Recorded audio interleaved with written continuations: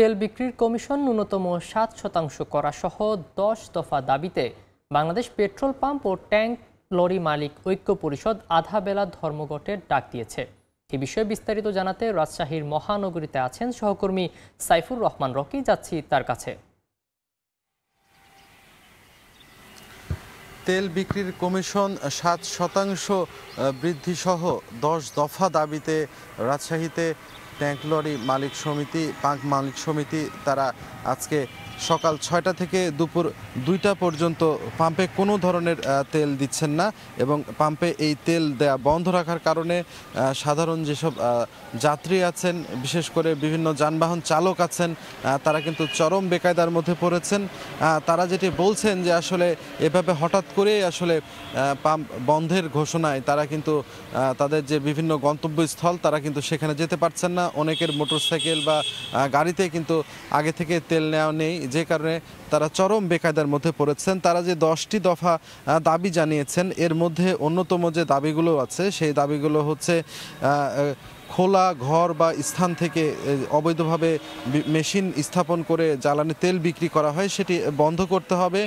Dealership ছাড়া বিপণন সরকারি তেল বিক্রি বন্ধ করতে হবে। ট্যাঙ্ক লরি চালক সংকট মোকাবেলায় চালকদের লাইসেন্স নবায়ন ও নতুন লাইসেন্স ইস্যু প্রক্রিয়া সহজ করতে হবে। পাশাপাশি গাড়ির কাগজপত্র পরীক্ষার নামে রাস্তায় ট্যাঙ্ক লরি যত্রতত্র থামানো যাবে না।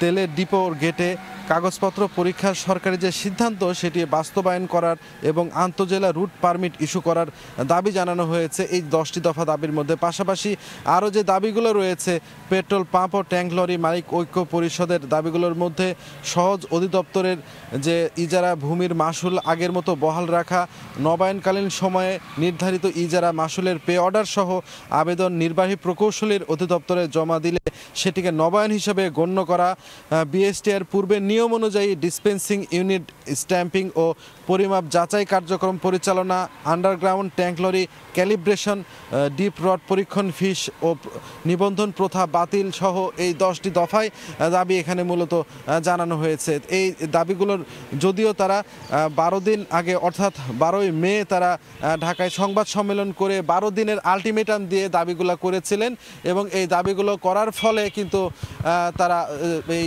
দাবিগুলো করার ফলে এখন পর্যন্ত সেটি পূরণ না হওয়ার কারণে তারা সেটি কিন্তু নতুন করে এই ধর্মঘটের ডাক দিয়েছেন এবং এই ধর্মঘট তারা মালিক যারা সমিতির নেতৃবৃন্দ আছেন তারা যেটি বলছেন যে তাদের যে দাবি সেটি যদি আদায় না হয় সেটি পরবর্তীতে কিন্তু আরও কঠোর কর্মসূচিতে তারা যাবেন এবং প্রয়োজনে তারা লাগাতার এই পাম্প বন্ধ রাখার মতো কর্মসূচি কিন্তু তারা ঘোষণা করবেন বলে আমাদের কিন্তু জানিয়েছেন। তো সব মিলে আসলে এখন পর্যন্ত আমরা যদি বলি, সাধারণ মানুষ এই পাম্পের ভেতরে আসছেন, অনেকেই এই পাম্পের এখানে আসার কারণে তারা চরম বেকায়দার মধ্যে পড়তে হচ্ছে এবং সবাই কিন্তু ঘুরে কিন্তু ফেরত যাচ্ছেন।